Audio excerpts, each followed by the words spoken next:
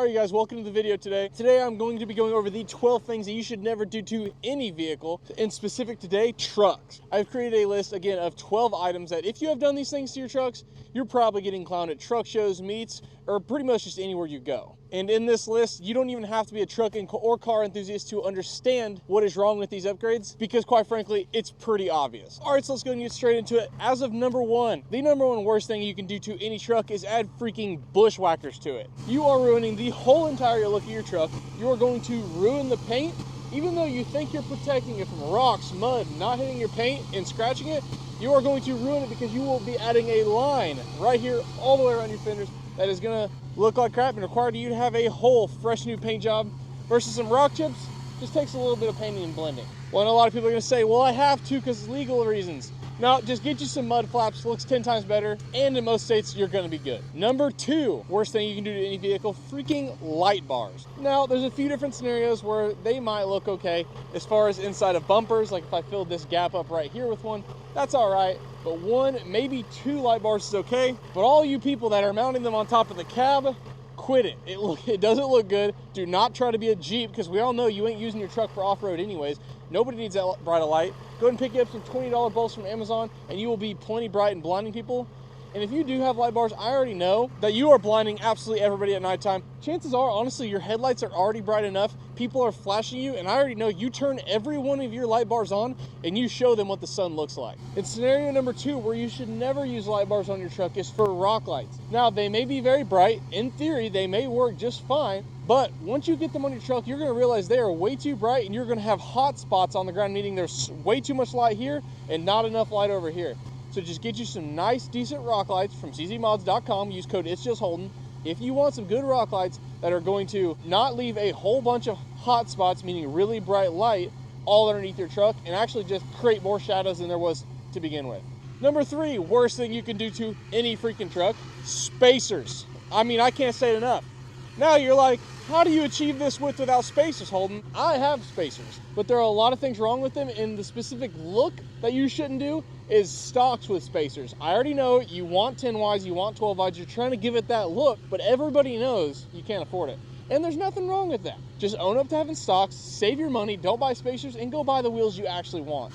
And why do I run spacers? Because I have to be super wide. If I didn't have spacers on this truck, in my opinion, it wouldn't look as good, but the downfall of spacers is they're weak. What you're actually doing is adding 32 more reasons to go wrong. Actually, 64 more reasons to go wrong. You're adding 32 studs to snap off, and you are adding 32 lug nuts to fall off. So there's more parts, and it's just way more unsafe. You're way wider. You're going to put unnecessary wear on all your suspension, your axles, and everything. In my opinion, don't run spacers unless you do not drive your vehicle very much. But hey, if you don't mind replacing some suspension components and spending a little bit more money, spacers can look really good with wides. Just please don't run it with stocks unless you got like an 8-inch lift or more.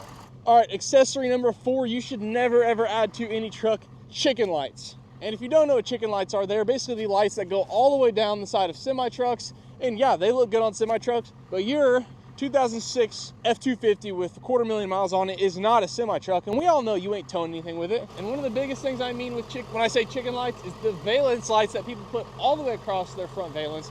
In my opinion, it doesn't really look all that great. Again, it's not a semi-truck. We all know you're not towing with it, so don't act like you are. And it also adds up a bunch of unnecessary light up front.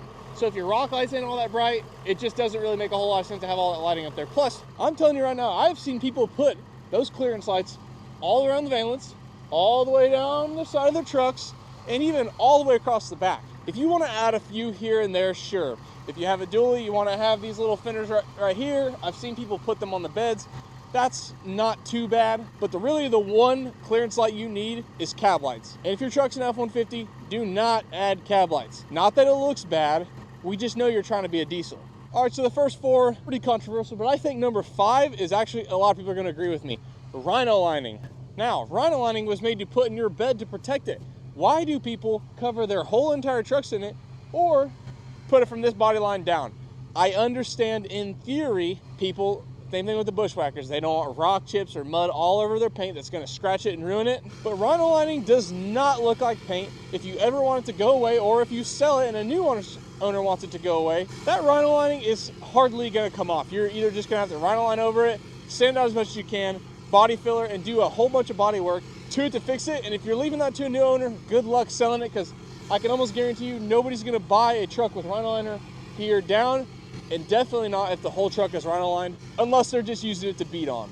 All right, so number 6, freaking tow mirrors. Now, if your truck comes with tow mirrors, it's okay. But if you're adding them to, if you're putting Cummins tow mirrors on your Ford Ranger, if you're putting these kind of mirrors on your F-150 as aftermarket, not that it can look terrible. We all know you ain't towing with it. It just doesn't look as good as stock mirrors. These trucks are engineered to look good with the mirrors that come on them. So why put some aftermarket mirrors that weren't even meant to come on your truck, especially if you don't even need them to tow? Thing number 7 that nobody should do to their vehicles is freaking switchback lighting. Now, switchback lighting can make and break a truck. I have switchback mirror lights, and that is completely okay. Switchback turn signals and your headlights, that is all fine and dandy. I'm talking about switchback rock lights, wheel lights, cab lights, grill lights. I have seen people that have probably 200 different lighting systems on their trucks just to have switchbacks. There is a bunch of unnecessary boxes, wiring, and to be fair, let's just be honest, your truck is not a work truck and you probably won't use it for work. Now, in some cases, if you do use your truck for work, you know, if you're actually towing with it, or you are having to stop on the side of the road to park a trailer, I completely understand. Switchbacks are an absolute necessity for work trucks. But if you're doing switchbacks just for the looks, just get rid of them, ditch them, go all white. We all know all white looks way cleaner anyways. And I already know if you have all switchbacks lights, anytime you see a MoDOT truck or any kind of construction site, I already know you flip them on, even though you're not in a work truck. All right, so number 8 on the list of things you should never do to a truck, huge exhaust tips. They're absolutely ridiculous. They don't look good, and I mainly am talking about on gassers. I've seen people put 15-inch axle dumps on their gasser. Why? We all know that when it's parked, even if it's not running, we know it's a gasser, so don't try to make it seem like diesel. And if you do have a 15-inch tip on your diesel, I'm still gonna ask you why. There are people that put freaking trash cans, mailboxes, all that stuff. Honestly, it just looks ridiculous. Get you a $30 U-Power Amazon exhaust tip, and let's be honest, it's gonna look way cleaner than your trash can of a 15-inch exhaust tip. I prefer anywhere from 6 all the way up to maximum 10 for an axle dump, or if you're going out the side, anything over an 8 just kind of looks ridiculous. All right, number 9 of things you should never do to any truck, cutting off your exhaust. Now, it's okay to cut off your exhaust. It's either as soon as you do it or very soon after you actually put a full exhaust system on it.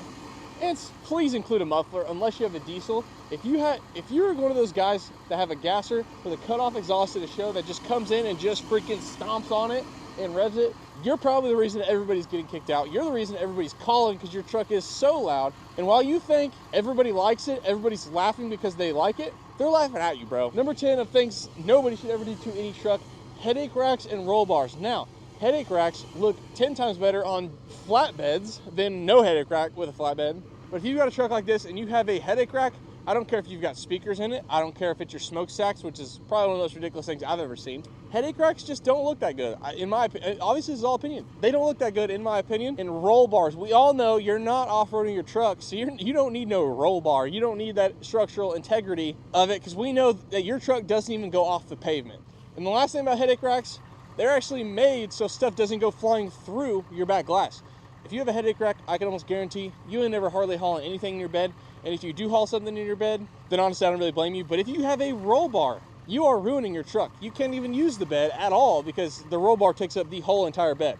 Absolutely ridiculous. All right, I think everybody's going to agree with number 11 of something nobody should ever do to any truck build, rat's nest wiring. If you've ever bought an old truck with crappy wiring on it that the previous owner did, you know it absolutely sucks. There's shorts everywhere. Nothing works. Truck is probably going to catch on fire if the lights stay on any longer. And if you have rat's nest wiring, if you have let that pass on your own truck or somebody else's truck, everybody questions your ability to be a mechanic at shows. It doesn't look good.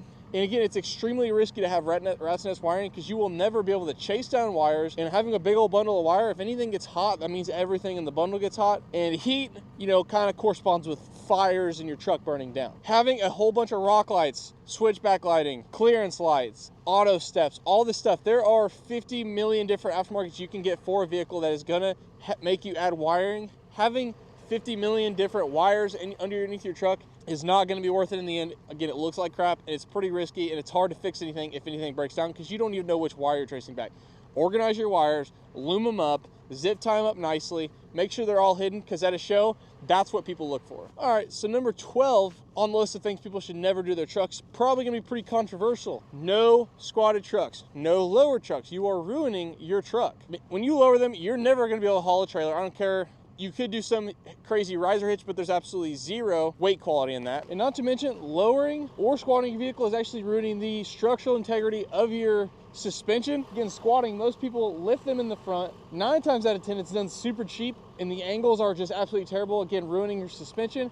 And when you lower them, usually taking out a bunch of leaf springs, because 90% of trucks are leaf springs. So if you're taking out all those leaf springs, again, you have no weight rating. You're ruining your suspension because it is flexing more than it needs to do, because it weighs way too much to be on the little suspension it's on, because you took all the suspension out. And another thing that people do to squat or lower their trucks is do lowering shackles. One of the biggest problems with that, instead of having a big old heavy duty frame mount that your leaf spring is mounted to, is now mounted to this little shackle that's about like this, that has usually two really thin pieces of metal. Now, I'm sure they do make some good support ones where they're going to be much better, but for the most part, when you lower it, you can't clear any big tires, you can't turn, and you're overall just making your vehicle really hard to drive. Now, if you're squatted, you can't see nothing. I want to talk about making your vehicle hard to drive. Like when this truck is squatted, it's ridiculous. I can't see absolutely anything over the hood. The only point in time that trucks are really nice lowered or squatted is when they're on air or hydraulics. This truck is on a full hydraulic any level lift kit, so it's okay to squat it every once in a while, you know.